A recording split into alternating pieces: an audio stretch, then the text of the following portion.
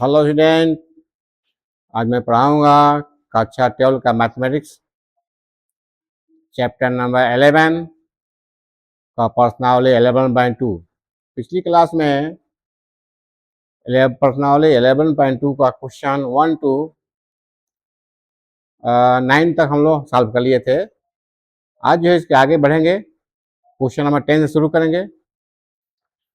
Question number 10 कह रहा है P का मान ज्ञात कीजिए ताकि रेखाएं 1 माइनस एक्स अपान 3 बराबर 7y माइनस 14/2p बराबर z माइनस 3/2 और 7 minus 7x upon 3p equal to y minus 5/1 equal to 6 minus Z upon 5 परस्पर लंब हो। दो रेखाएं दी हुई हैं, कार्तीय रूप में है। कह रहा है कि ये लंब है तो p का मान ज्ञात करना है। p का मान ज्ञात करना है। क्वेश्चन नंबर 10 देखिए क्या दिया हुआ है। 1 minus x upon 3 equal to 7 minus 14 7y minus 14/2p equal to z minus 3/2।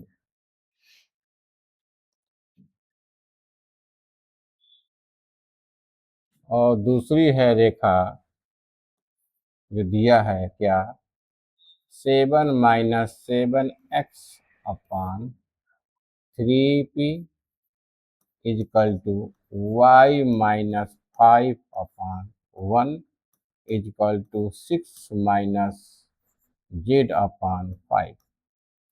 ये दो रेखाएं दी हुई है कार्तीय रूप के रूप में। तो कह रहा है कि p का मान ज्ञात करना है जब ये क्या है, आपस में लंबवत है। तो देखिए ये जो रेखाएं हैं मानक रूप में नहीं लिखी गई है, तो सबसे पहले इसको मानक रूप में लिखेंगे। समीकरण को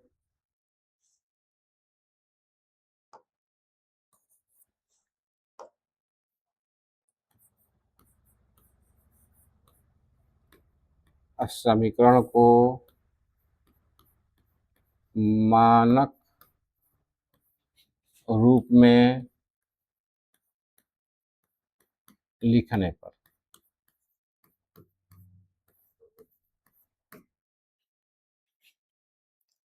मानक रूप क्या होता है, x माइनस x1 अपान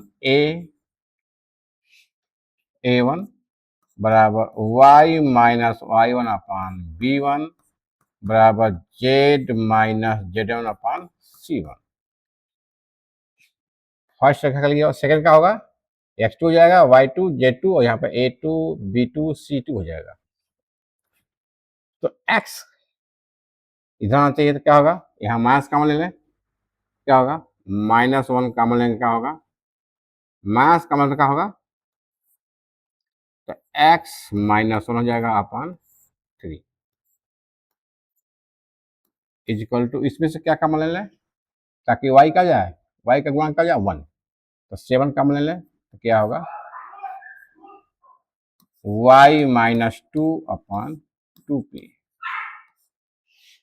7 कॉमन लेंगे इजिकल टू ये क्या है, अपने रूप में है z माइनस 3/2। देखिए तो -1 है, माइनस यहाँ पर क्या करें, यहाँ दें, x -1 अपान -3 हो जाएगा इजिकल टू इस 7 को नीचे ला दूं तो y माइनस 2 अपान 2p अपान 7 हो जाएगा। क्लियर। अब इससे मल्टीप्लाई क्या होगा, यहाँ पर आ जाएगा equal to z minus 3 z minus 3/2। ठीक है। और यहाँ पर क्या होगा,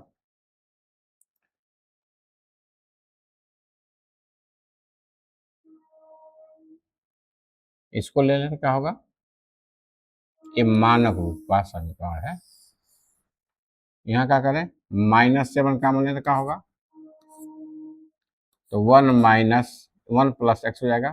क्या जाएगा, x को पहले देते हैं, ये प्लस हो जाएगा x - 1/3p। क्लियर, -7 का ये हो जाएगा माइनस, ये जाएगा प्लस,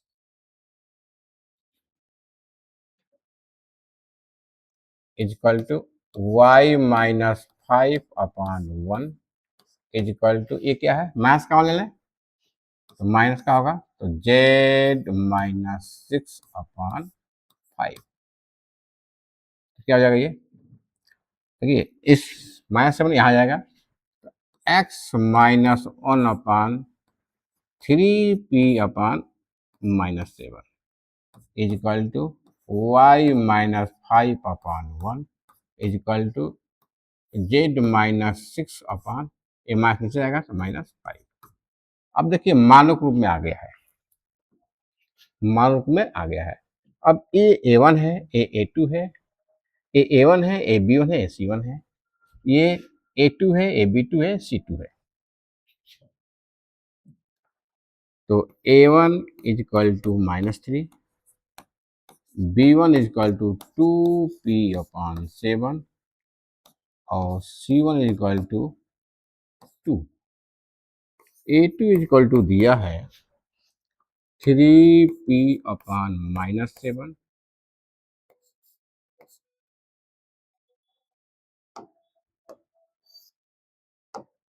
-7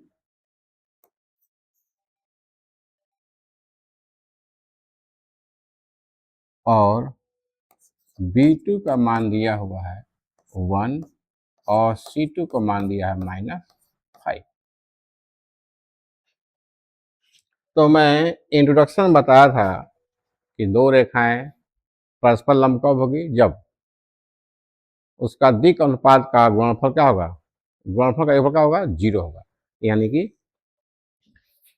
दो रेखाएं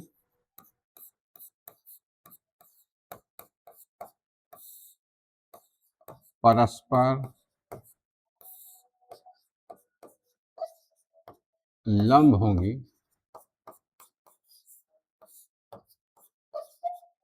जब a1 into a2 plus b1 into b2 plus c1 into c2 बराबर का जाए 0।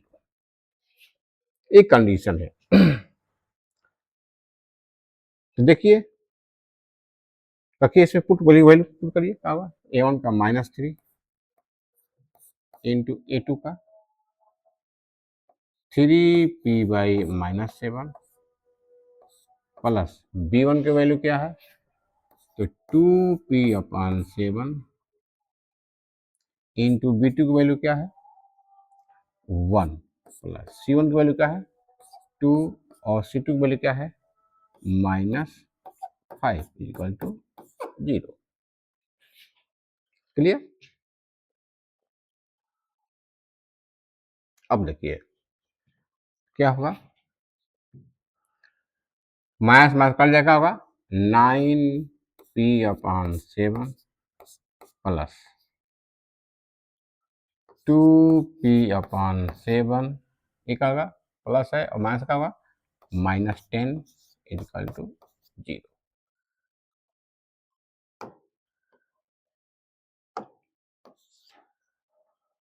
इसको हो जाए तो 9p/7 plus 2p/7 equal to 10।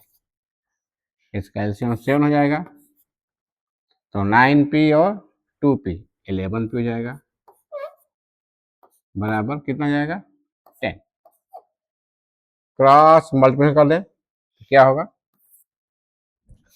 11p equal to 17, तो p क्या होगा 17/11। ये हो गया p की वैल्यू, यदि रेखा में p की वैल्यू 70/11 रख दें, 70/11 कर दें, तो ये क्या होगा, परस्पर लंब हो जाएगा।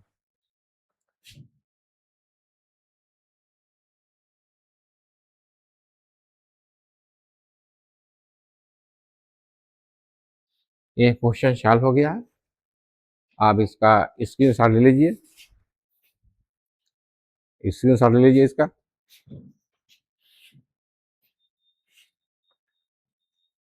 चलिए आप देखते हैं क्वेश्चन नंबर 11।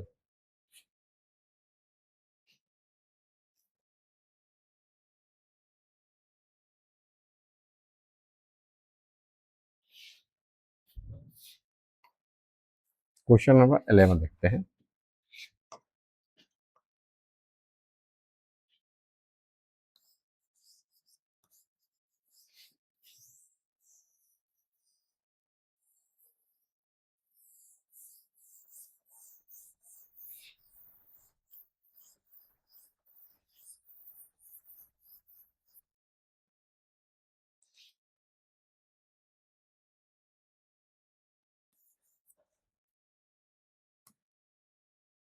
क्वेश्चन नंबर 11 देखिए। क्वेश्चन नंबर 11 का हाल देखिए। क्वेश्चन नंबर 11 कह रहा है, दिखाइए कि रेखाएं x minus 5/7 equal to y plus 2/-5 equal to z minus 1 और x/1 बराबर y/2 बराबर z/3 परस्पर लंब है। ये चेक करना है कि ये परस्पर क्या है, दो रेखाएं लंब है। हमको दिया हुआ है एक कार्य के रूप में समीकरण दिया हुआ है, क्या दिया हुआ है, x minus 5/7 equal to y plus 2/-5 equal to z/1 और दूसरी रेखा दी हुई है, रेखा का समीकरण दिया हुआ है कार्य के रूप में x/1 is equal to y/2 is equal to z/3। कह रहा है कि ये रेखाएं क्या है, दोनों समानांतर है, परस्पर लंब है। क्या है, ये भी लंब है, एक जांच करना है। तो ये मान रूप में देखिए दिया हुआ है, ये मान रूप में है ना। तो क्या होगा, देखिए x minus x1/a1 equal to y minus y1/b1 equal to z minus z1/c1 और x माइनस x2/a2 बराबर y माइनस y2/b2 बराबर z माइनस z2/c2 से तुलना करने पर, तुलना करने पर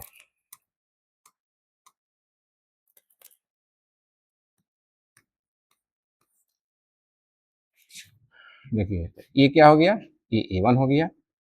a1 इक्वल टू दिया है 7, b1 इक्वल टू दिया है -5,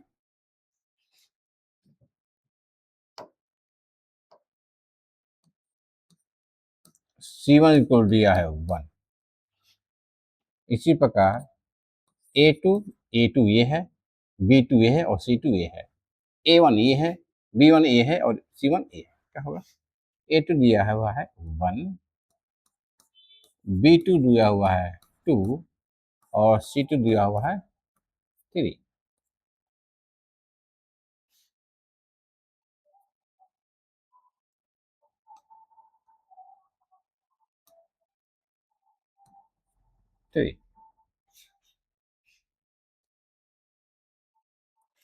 तो दो रेखाएं परस्पर लंब होगी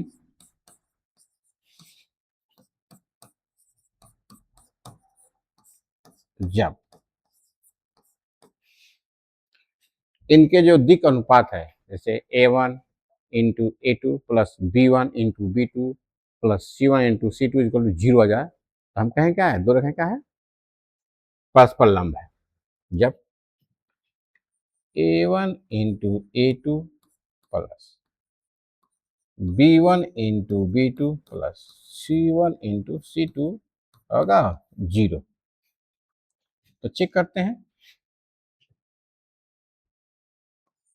A1 into A2 plus B1 into B2 plus C1 into C2, तो वैल्यू चेक करते हैं कितना आ रहा है। A1 को वैल्यू दिया 7 इंटू A2 को वैल्यू दिया है 1, B1 को वैल्यू दिया है -5 इंटू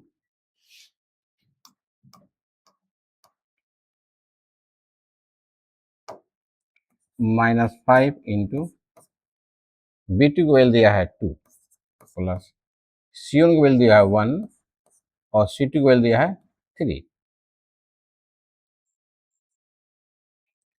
तो 7 हो जाए 7 प्लस कितना होगा, माइनस है क्या आएगा, माइनस क्या जाएगा, -5 टू जा 10, ये क्या होगा, 1 3 जा 3, कितना होगा 10 -10, 7 और 3 10, इनका होगा 0 बराबर RHS। इसको ले लेते हैं LHS, LHS ये हो गया, ये RHS हो गया 0। अतः दोनों रेखाएं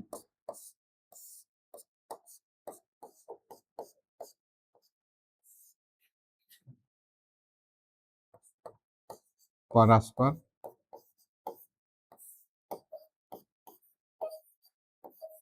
लंब है। ये सिद्ध करना सिद्ध हो गया। देखिए क्वेश्चन आसान है, बशर्ते कि आपको फार्मूला याद हो। तो थैंक यू, आज इतना ही। नेक्स्ट क्लास में फिर मिलेंगे, आगे आपको जो क्वेश्चन है उसको सॉल्व करेंगे। Thank you.